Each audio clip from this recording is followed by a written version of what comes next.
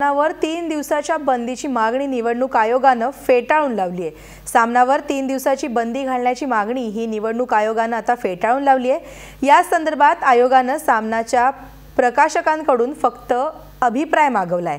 हा भाजपसाठी मोठा फटका असल्याचं बोललं जात आहे।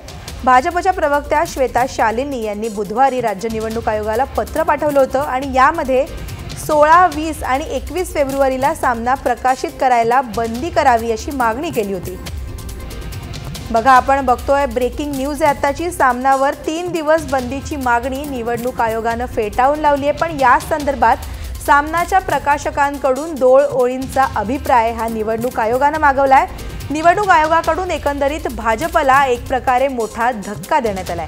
अधिक माहिती घेऊयात, आमचे प्रिन्सिपल करस्पॉन्डंट पंकज दळवी आता आपल्यासोबत आहेत। पंकज, आपण बघतोय निवडणूक आयोगाने खरं तर 3 दिवस सामनावर बंदीची मागणी फेटाळून लावली आहे।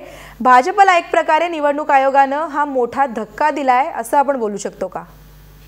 नक्कीच शिवसेनेचं मुखपत्र सामना असल्यामुळे त्याच्यावरती शेवटच्या 2 दिवसामध्ये बंदी घालण्यात यावी नवीन नियमानुसार अशी मागणी जी आहे ती भाजपाकडून करण्यात आली होती। मात्र ती मागणी मान्य झालेली नाहीये असं कळतंय। मात्र सामनाच्या प्रकाशकांकडून 2 ओळींचं जे आहे ते अभिप्राय निवडणूक आयोगाने मागवलेला आहे।